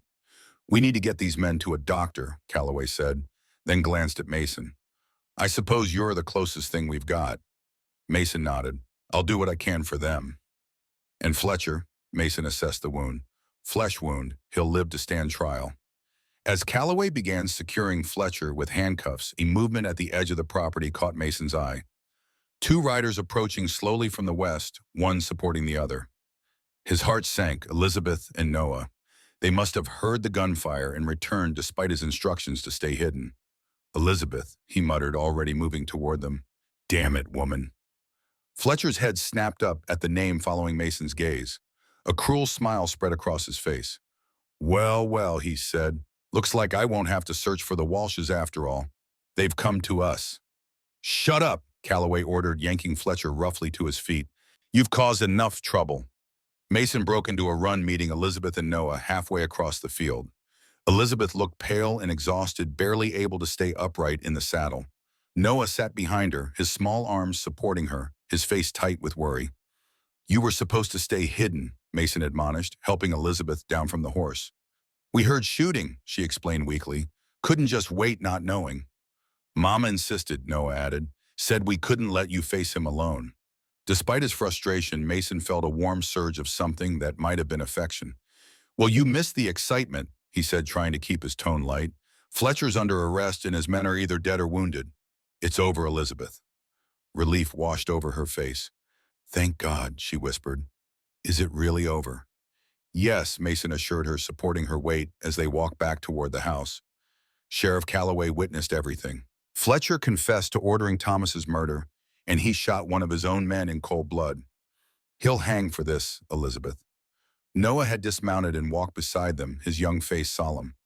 What about Lily's money, he asked. Will it still come to us? I expect so, Mason said. Your mother is Lily's legal guardian. The lawyer in St. Louis will help sort everything out. As they approached the yard, Fletcher's hateful gaze fixed on Elizabeth and Noah. You think this is justice, he spat. A murdering thief walking free while I'm arrested. Elizabeth straightened, finding strength despite her weakness. The only murderer here is you, Maxwell, she said clearly. You killed my husband. Your actions killed Lily. How many others have you destroyed for your greed? Fletcher lunged against his restraints, causing Calloway to jerk him back roughly. You stole Charlotte's child, he shouted. You had no right. I saved her, Elizabeth corrected. You would have let her die or worse. Charlotte knew that. It's why she begged me to take Lily with her last breath. Lies, Fletcher snarled. But there was uncertainty in his eyes. Charlotte wrote a letter, Elizabeth continued, explaining everything. It's with Lily's birth certificate, all the proof anyone will need of what really happened. Mason watched Fletcher's face as the final thread of his self-justification unraveled. The man seemed to age before his eyes, his shoulders slumping, the fire in his gaze dimming to smoldering embers. Get him out of here, Mason told Calloway. Before I forget, I'm a doctor and do something I'll regret. Calloway nodded, dragging the suddenly compliant Fletcher toward his horse. I'll send a wagon for the wounded, he called over his shoulder. Keep them alive if you can, Holbrook. They'll need to stand trial as accomplices. Mason helped Elizabeth to the porch, settling her in a chair while he examined the two wounded men. As he'd suspected, neither injury was life-threatening. He cleaned and bandaged them as best he could, ignoring their sullen glares. Noah watched the process with keen interest, handing Mason supplies when asked, observing his techniques with the serious attention of a student. You're good at helping, Mason observed as they finished with the second man. I used to help Mama when she treated the animals on our farm, Noah explained. She taught me lots of things. Mason glanced at Elizabeth, who was resting with her eyes closed, some color having returned to her cheeks. Your mother is a fine healer. She saved many lives during the war. Including yours, Noah said matter-of-factly. Mason looked at him in surprise. What do you mean? She told me stories sometimes, the boy explained, about the war. Said once you got real sick with camp fever and everyone thought you would die. But she wouldn't give up. Stayed with you day and night until the fever broke. Something stirred in Mason's memory. Hazy images of Elizabeth's face hovering above him. Cool cloths on his burning skin, her voice urging him to fight to live. He'd forgotten that episode entirely, buried it with so many other war memories. I didn't know she'd told you that, he said quietly. Noah shrugged. She said you were the best doctor she ever knew. That's why she was sure you could save Lily. His voice caught on his sister's name. Mason placed a hand on the boy's shoulder. I wish I could have. I know, Noah said with a wisdom beyond his years. Like you said, sometimes we can't save everyone, but we keep trying anyway. The wagon Calloway had promised arrived mid-morning, driven by a deputy who regarded the scene with wide eyes but asked no questions. The wounded men were loaded carefully along with Davy's body and taken back to town. Left alone at last, Mason, Elizabeth, and Noah sat on the porch watching the dust settle on the road, the events of the morning already taking on the quality of a dream or nightmare hard to believe, but impossible to forget. What happens now? Noah asked, breaking the silence. Mason looked at Elizabeth, raising an eyebrow in question. It was her decision after all. We still need to reach my brother in San Antonio, she said slowly. At least temporarily until we decide what to do next. She hesitated, then added, Unless we have another option. The question in her eyes was clear. Mason found himself at a crossroads he hadn't anticipated. 5 years of solitude had become comfortable, predictable. The idea of changing that, of opening his life to others again, was both terrifying and strangely appealing. You're welcome to stay here, he offered cautiously, while you recover, until you decide what's best for you and Noah. It wasn't quite the response Elizabeth had been looking for. He could see that in the slight dimming of her eyes, but she nodded acceptance. Thank you. That's very generous. Noah looked between them, clearly sensing the undercurrents, but not fully understanding them. I like it here, he announced. It's peaceful, or it was until today. Despite everything, Mason found himself smiling. It usually is, he agreed. Though I'll admit it's been livelier since you two arrived. Is that good or bad? Noah asked seriously. Mason considered the question. The past few days had been chaotic, dangerous, exhausting. He'd performed surgery for the first time in years, confronted ghosts from his past, and engaged in a gunfight on his own property. Yet he'd also felt more alive, more purposeful than at any time since Eleanor's death. Good, he decided aloud. Definitely good. 6 months later, Sheriff Calloway stood on that same porch, though much had changed since his last visit. The house had been repaired and expanded with fresh paint and new curtains in the windows. The barn had been converted its eastern half, now a tidy clinic where Mason and Elizabeth treated a steady stream of patients from the surrounding area. New fencing enclosed larger pastures where cattle grazed, tended by hired hands who lived in the bunkhouse Mason and Noah had built over the summer. But the most significant change was evident in the gathering assembled for the occasion, nearly 30 people from Redemption and the outlying homesteads, all there to witness the small ceremony Calloway had ridden out to perform. By the authority vested in me by the state of Texas, the sheriff concluded, closing his small book. I now pronounce you husband and wife. You may kiss your bride, Dr. Holbrook. Mason, uncomfortable in his rarely worn suit, but unable to contain his smile, leaned forward to place a gentle kiss on Elizabeth's lips. The assembled guests cheered none louder than Noah, who stood proudly beside them, having served as both best man and ring bearer. As congratulations were offered and the celebration began, Mason found a moment to slip away to the hillside where Eleanor was buried. Elizabeth had encouraged this private farewell, understanding his need for closure. The small grave was well tended as always, with fresh wildflowers placed that morning. Beside it stood a miniature house lovingly crafted by Noah for Lily, a dollhouse for a child who would never play with it, but whose memory was honored daily in the life they were building. I think you'd approve, Eleanor, Mason said softly to the quiet grave. You always said I needed to rejoin the living someday. I just didn't expect it to happen quite like this. He smiled slightly. But then you always did say God had a sense of humor. The breeze stirred the prairie grass, sending ripples across the hillside like waves on a golden sea. In the distance, he could hear the laughter and music from the wedding celebration, the sounds of life continuing, evolving, finding new patterns. Thank you, he whispered, for teaching me how to love. I'll carry that lesson forward. I promise. As he turned to rejoin the celebration, to embrace his new wife and the boy who was now his son, in every way that mattered, Mason Holbrook felt the last weight of self-imposed exile lift from his shoulders. The past would always be with him, Eleanor. The war, the mistakes and triumphs that had shaped him, but it no longer defined him or limited his future. Mason, Elizabeth called from the bottom of the hill, Noah beside her. Everyone's asking for you. Coming, he replied, making his way down the slope to where they waited. As they walked back to the house together, to the gathering of friends and neighbors, to the celebration of new beginnings, Mason reflected on the strange, painful, wonderful journey that had brought them to this moment. It had begun with a desperate question from a grieving child and would continue with countless other questions, challenges, joys, and sorrows. But they would face them together as a family, forged not by blood, but by choice, by shared purpose, by love. And in that moment, with Elizabeth's hand in his and Noah's excited chatter filling the air, Mason knew with certainty that Prairie Song Ranch would never again be silent.